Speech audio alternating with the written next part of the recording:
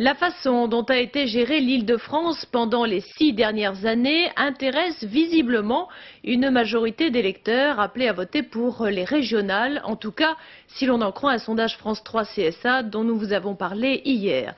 Sur les gros dossiers qui concernent le plus les franciliens, notamment l'environnement et les transports, la droite estime qu'elle peut être fière de son bilan. À gauche, en résumé, c'est on peut faire mieux. Patrick Ferrante, Jérémy Essas.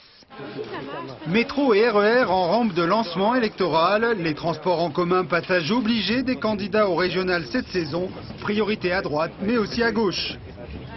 L'accent a été mis depuis 20 ans par la région sur la voiture. Moyennant quoi nous sommes dans des embouteillages sans fin, des transports en commun insatisfaisants et des pics de pollution comme on a vécu récemment. Terminus atteint selon la majorité sortante RPR-UDF. 2/3 des crédits moyens de communication sont dirigés désormais vers les transports collectifs, alors qu'au démarrage, c'était les routes qui absorbaient les 2/3 des fonds. Si on crie à l'épisode de pollution, c'est précisément parce que j'ai voulu des opérations vérité.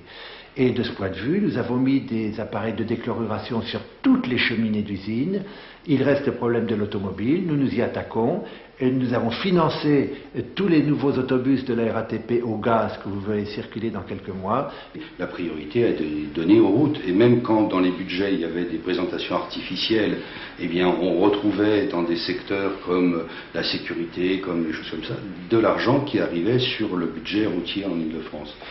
Seconde station incontournable du parcours électoral, la formation des lycéens, apprentis ou jeunes sans qualification. Le bilan de la région est l'un des meilleurs qui soit en matière de formation.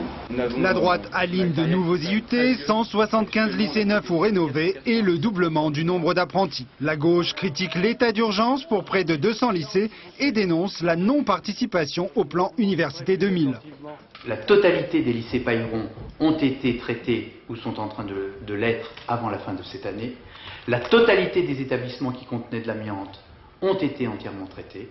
Et nous avons aussi traité plus de 15 000 machines-outils dans les lycées professionnels qui posaient des problèmes. C'est des opérations de prestige, un petit peu de sapoudrage, c'est-à-dire on fait un exemple, on fait par exemple un lycée qui va être chauffé avec des énergies écolo renouvelables, et puis tous les autres vont continuer à être faits, par exemple à l'électricité qui est très dépensière.